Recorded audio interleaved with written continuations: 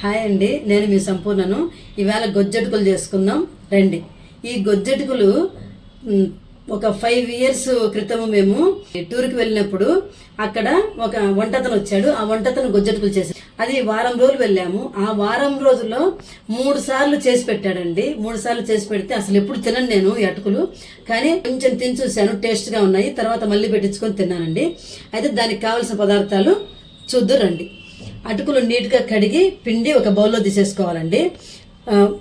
పల్లీలు, పచ్చిమిర్చి, కరివేపాకు, కారము, ఉప్పు, ఉల్లిపాయలు, నానబెట్టుకున్న చింతపండు, బెల్లము, ఇవన్నీ వేసి చేసేసుకోవాలండి. ఇప్పుడు పోపు వేసేసుకున్నాం రండి.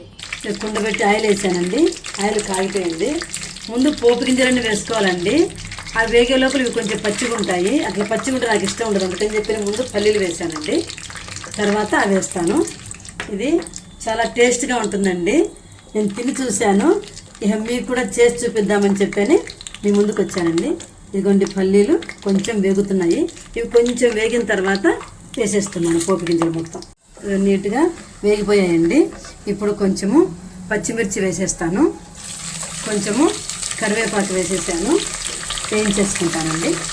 అయితే కుండలో ఎందుకు చేస్తున్నానంటే కుండలో చేస్తే టేస్ట్ బాగుంటుందండి. అందుకని చెప్పి నేను ఎక్కువ ఉప్మా కానీ, సేమియా ఉప్మా కానీ, తర్వాత పప్పుచారు కానీ ఏదైనా చాలా వరకు ఈ కుండలో చేస్తుంటానండి. మీరు కూడా ఈ కుండలో చేసుకొని తిని చూసి టేస్ట్ ఎలా ఉందో చెప్పండి.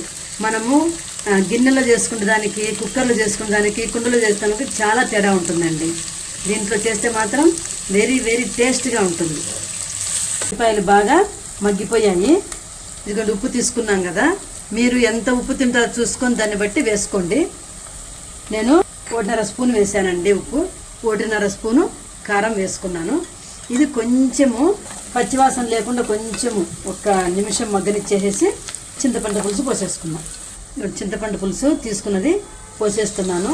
1-2 నిమిషాలు ఇవి ఇందులో ఉడకనియాలండి. ఉడికిన తర్వాత కాస్త బెల్లం కూడా వేసేస్తాను. కొంచెం ఉడికిపోయినాయి. ఇదిగోండి బెల్లం కూడా కొంచెం వేస్తున్నాను. ఇదిగోండి ఇమ్లీ వాటర్ అంతా ఎవాపరేట్ అయిపోయిందండి. ఇప్పుడు అటుకులు వేసేసి కలిపేసుకుందాం.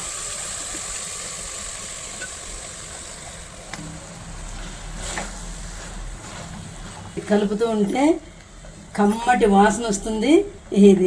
ఈ వాసనకే తినాలనిపిస్తుందండి. గుమగుమలాడిపోతుంది.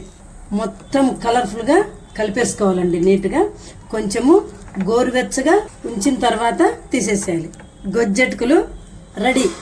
ఇప్పుడు నా ఫైనల్ టచ్ ఏంటో తెలుసుగా, ఇదిగోండి చిన్నగా కొత్తిమీర చేసి ఉంచుకున్నాను.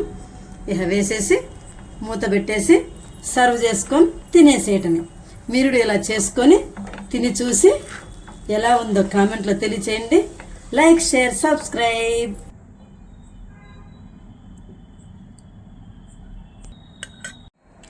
సూపర్గా ఉందండి.